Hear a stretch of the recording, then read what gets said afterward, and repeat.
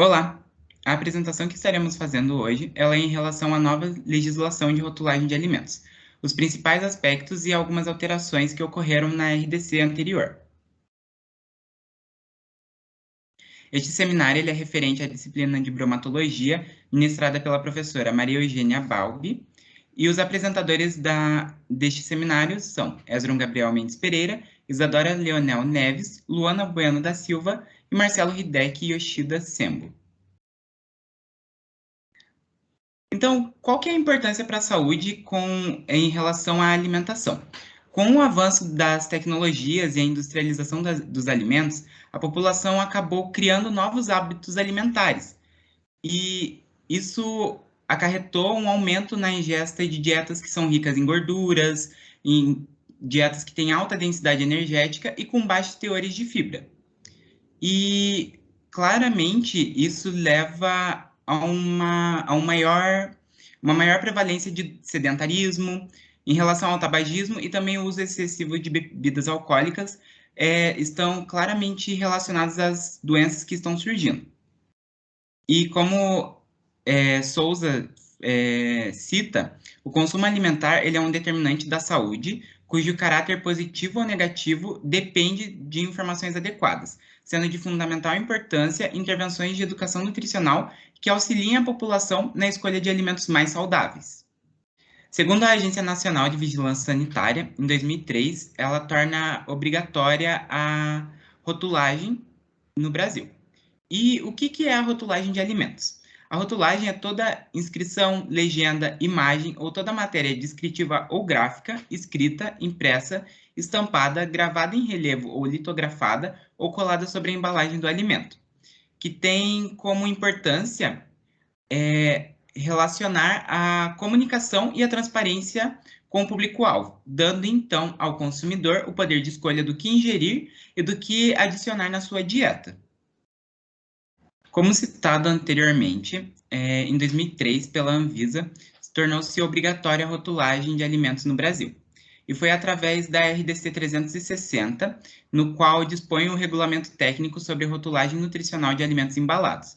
E além disso, a gente também pode incluir outra normativa, que é bem importante para rotulagem nutricional, que é a RDC 359 de 2003 também, que vai dispor do regulamento técnico de porções de alimentos embalados para fins de rotulagem nutricional.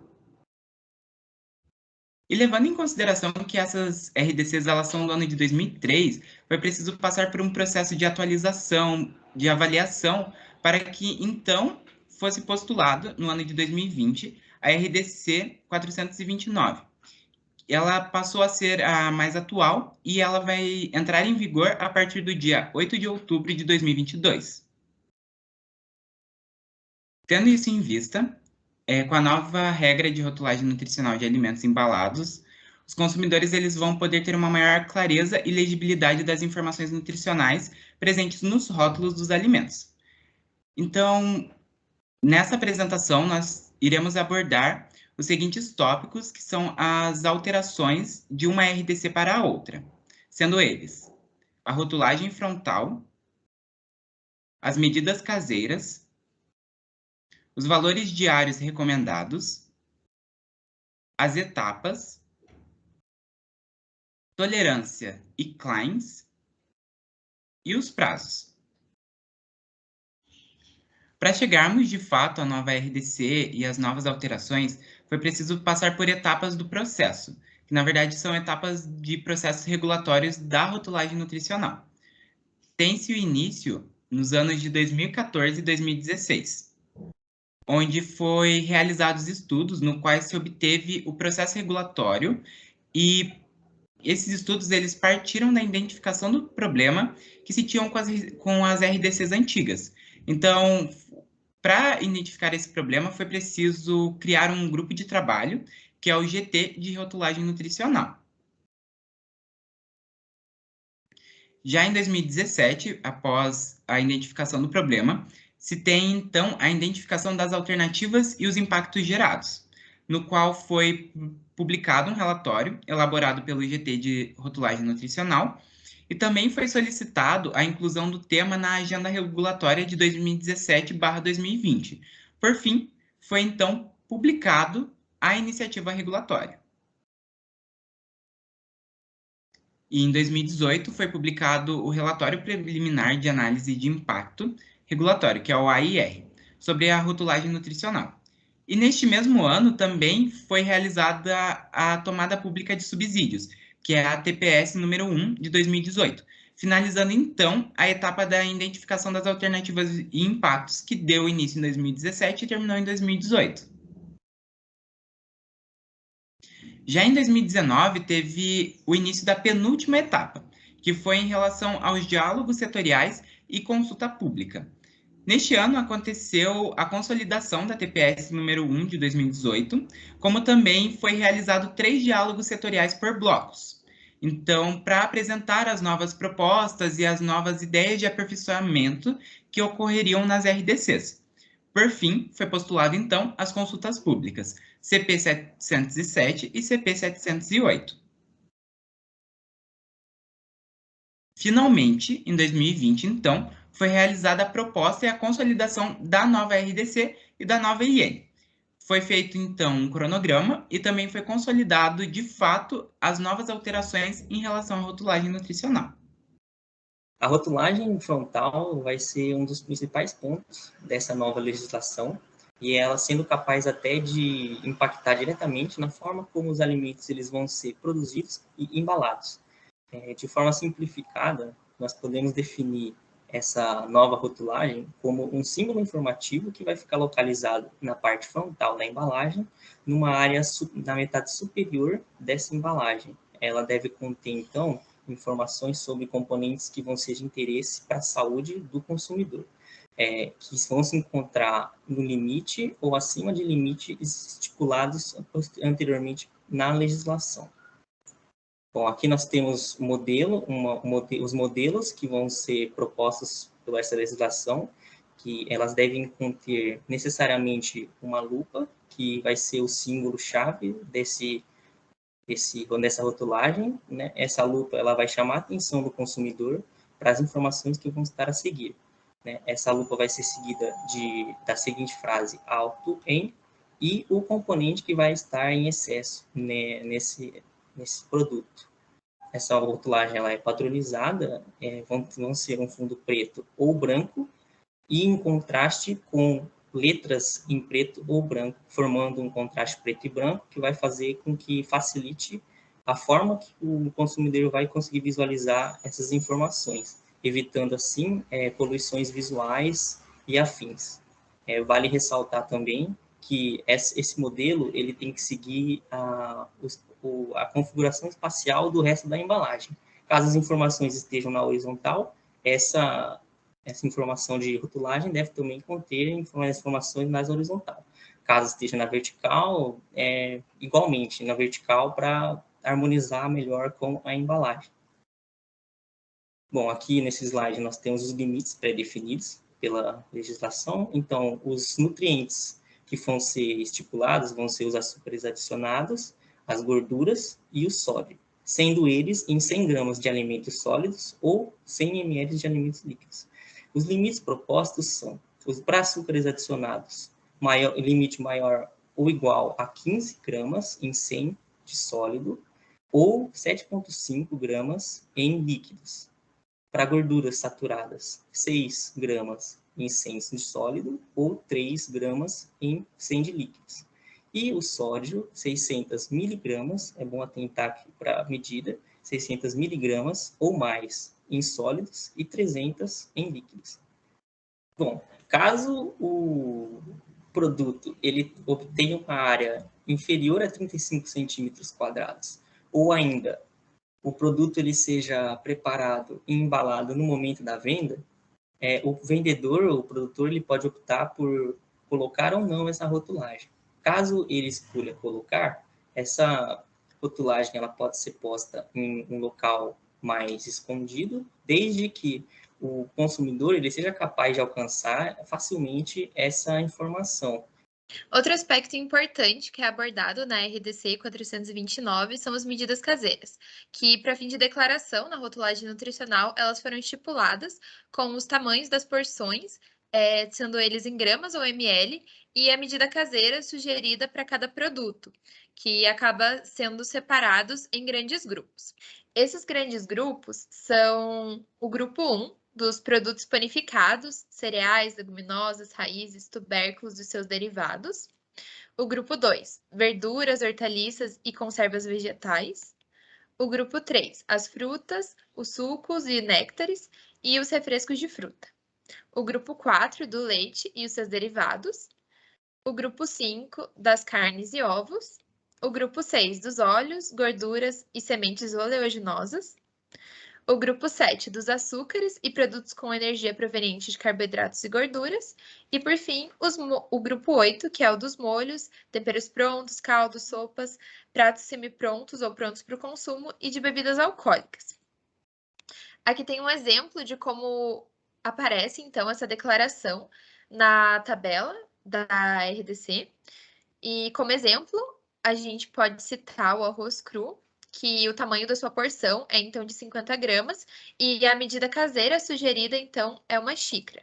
Então, quando você compra um produto, por exemplo, um saco de arroz que vem com 5.000 gramas ou 5 quilos, deve estar informado que as porções por embalagem, no caso 100 porções, e que a porção é de 50 gramas, sendo utilizada, então, a xícara. Essas medidas, então, são realizadas com base em utensílios domésticos, que são ferramentas de fácil acesso à população para que elas consigam ter esse controle das quantidades e das porções do seu consumo diário, para que elas possam realizar, então, uma alimentação mais saudável. São eles, por exemplo, xícara de chá, copo, colher de sopa, colher de chá, prato raso e prato fundo. E as suas capacidades são medidas, então, em centímetros cúbicos, que é uma medida de volume, ou então em ml, com exceção do prato raso, que é medido, então, através do seu diâmetro. Já em relação aos valores diários recomendados, é outra questão muito importante de destacar, porque ele sofre algumas alterações em relação à RDC antiga, que é a 360 de 2003. Principalmente em relação às proteínas, que na RDC antiga, o seu valor recomendado diário era de 75 gramas, e na nova RDC passa a ser, então, apenas 50 gramas. Outra questão importante que vale destacar de alteração é com relação às gorduras saturadas, que na RDC antiga continha um valor recomendado de 22 gramas diárias, e na nova RDC passa então a ser separado em 20 gramas de gorduras saturadas e 2 gramas de gorduras trans, que não era necessário ser apresentado na RDC antiga. Esse valor de 2 gramas corresponde a 0,9% do total de quilocalorias diários, e eles eram informados, então, com esses 2 asteriscos ao final da tabela. Para simplificar, na nova RDC, é abolido o uso desses 2 asteriscos, e para esses compostos que tenham baixa concentração ou concentração insignificante, é adotado, então, o campo do espaço vazio. As alegações nutricionais ou os denominados claims. As alegações nutricionais, ela é uma informação que pode ser posta na embalagem e ela se refere a uma especificidade do produto, como, por exemplo, se ele é zero açúcar, se ele é sem lactose, se ele é rico em ferro, se ele tem um alto teor de fibras, entre outras informações desse gênero. Ele vai ser posto alegado na embalagem. Elas são voluntárias e não é obrigatório ter no produto, mas caso seja do interesse da empresa que tem aquele produto, ela deve seguir algumas exigências dos anexos 20 e 21. O anexo 20, ele se refere define os critérios de composição e também a de rotulagem, e que devem ser atendidos, né, para a declaração dessas alegações nutricionais. Já no 21, ele define o perfil de aminoácidos para essas declarações de alegações nutricionais no rótulo. Ela está da Instrução Normativa de número 75 de 2020. Mas, afinal de contas, qual que é o prazo para que essa RDC entre em vigor e para que todos os produtores eles se adequem a essas alterações? A RDC 429 de 2020, como já foi comentado, ela entra em vigor no dia 8 de outubro de 2022 e todos os produtos que forem fabricados após essa data já devem, então, apresentar as mudanças que foram propostas. Existem algumas exceções que são para os produtos já em prateleira, que são esses produtos que já existentes, que as indústrias, as empresas, elas têm um prazo de 12 meses para realizar essa adequação. A exceção são os produtos que são provenientes da agricultura familiar e rural, de empreendimento econômico solidário, de microempreendedores individuais, a agroindústria de pequeno porte e os produtos artesanais, que eles têm um prazo estendido, então, de 24 meses para realizar todas essas adequações. Existem ainda algumas outras exceções, que são as bebidas não alcoólicas de embalagem retornável, que tem um prazo mais estendido ainda, que é de 36 meses, e que os produtos destinados, então, à indústria, como aditivos e temperos, eles não têm prazo estendido, eles não têm prazo de adequação, então, a partir do momento em que a RDC entrar em vigor, eles já devem estar, então, todos adequados a essas novas normativas. Quanto ao tempo de prateleira, esses produtos, então, fabricados até o final desse prazo de adequação, eles poderão ser comercializados até o fim do seu prazo de validade. Acabado esse período, eles devem, então, já estar adequados às novas normativas. A tolerância. A tolerância, ela se refere na hora da fiscalização. Então, é o valor declarado de determinado componente, ingrediente daquele produto, daquele alimento, que está constando na tabela nutricional. Então, por exemplo, carboidratos, colesterol, sódio, açúcares, totais e adicionados, gorduras totais, saturadas e trans, e o valor energético possui um valor já tabelado. Mas quando é feito o controle de qualidade daquele alimento, não pode exceder os 20% daquele valor declarado no rótulo. Ela tem essa tolerância, mas caso ultrapasse, pode acarretar em problemas para a empresa daquele produto, assim como para vitaminas, para minerais, proteínas e demais componentes, também no controle de qualidade, quando se vai fazer a análise dos componentes, não pode estar abaixo de 20% do que está declarado. Isso porque pode acarretar em problemas para a empresa, tendo que tirar todo aquele lote das prateleiras, tendo que refazer para que realmente passe pela fiscalização, que esteja tudo certinho no rótulo. O que está declarado no rótulo deve também constar no controle de qualidade daquele alimento. Bom, aqui nesse slide nós temos apresentado um modelo de tabela nutricional que vai ser aplicado na nova legislação. Nós temos algumas informações, como no caso de grifado em verde, é apresentada porções por embalagem e a quantidade de uma porção em gramas e em medidas caseiras. Em azul, nós temos a declaração padronizada em 100 gramas. Isso facilita muito quando o consumidor ele vai querer comparar diferentes produtos, porque você vai ter uma comparação em 100 gramas em todos os produtos, independente de qual seja. Então, isso facilita muito para comparar. Além disso, nós temos em vermelho a inclusão de novos nutrientes de relevância, como açúcares totais e açúcares adicionados, que vão facilitar ainda mais a vida do consumidor quando ele quer ver os valores nutricionais e fazer uma dieta mais rigorosa. Em marrom, nós temos uma atualização, informando uma atualização dos valores diários, que ele sofreu uma alteração, né?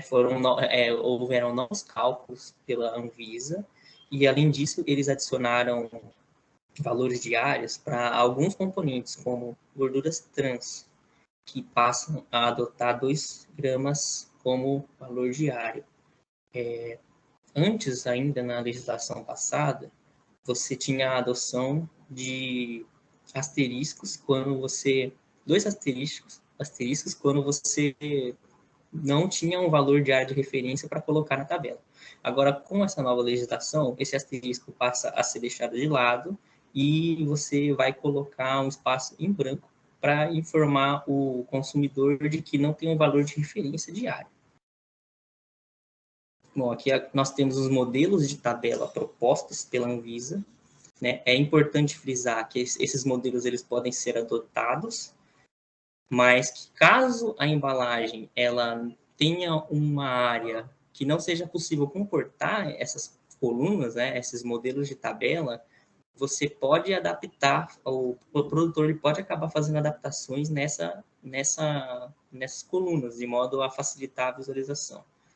Bom, nós temos as colunas quebradas, as colunas lineares, verticais e horizontais. E aqui é interessante falar sobre os agregados.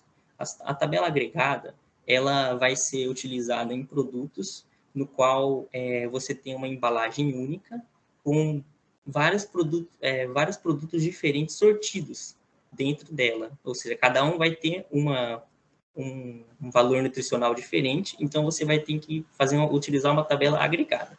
Você vai colocar o nome de cada produto e listar os valores dele separadamente. Isso facilita ainda mais para o consumidor observar informações de cada produto separadamente e não o conjunto todo, como antes era observado. Dessa maneira, com a pretensão de auxiliar o consumidor na escolha do alimento mais adequado para a sua saúde, a resolução ela vai facilitar o entendimento das informações do produto, assim como também a implementação dos novos valores diários estabelecidos para a população. E vale ressaltar, por fim, que a legislação ela ainda pode sofrer alterações antes de entrar em vigor de fato.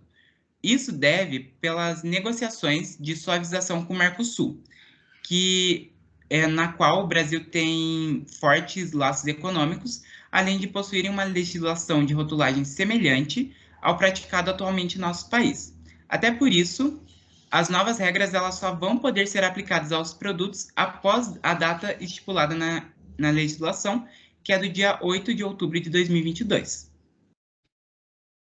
Nós agradecemos a atenção.